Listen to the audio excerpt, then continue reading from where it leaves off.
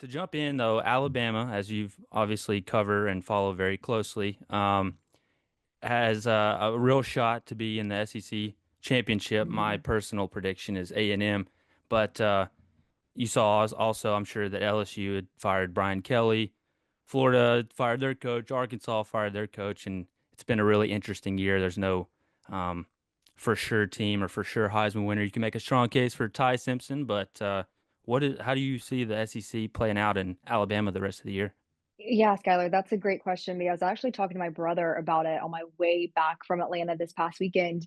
And we were talking about how much parity there is in the SEC, right? And I feel like this has always been the most competitive conference. And now every week we're seeing incredible matchups. No matter what window you're in, a Saturday is just full of excitement, things that are unexpected because of how much talent there is. And, you know, adding to that is the coaching carousel that has started. And what is it? We're what October, whatever date we're in, it started early this year. And so it's been really interesting to follow.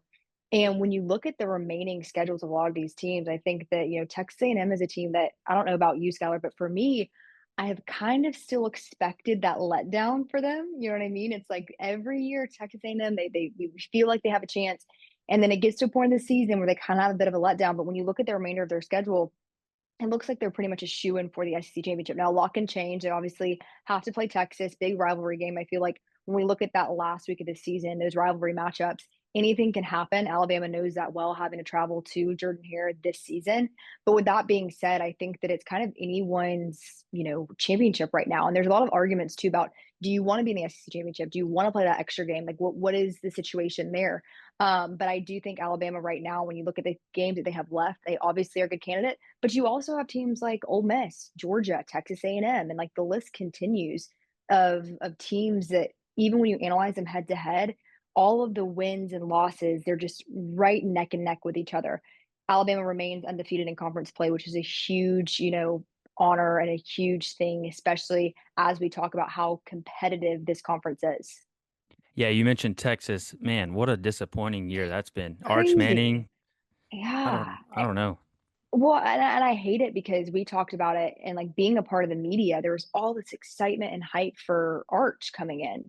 And I do want to say this, like when it comes to him, he never once welcomed the media attention. He never once played into it. I think that's what's kind of so, sad to see in a way of like, man, like you're not having the season that you want, but you didn't ask for all of this. And he was so adamant that it really came down to the name on his jersey.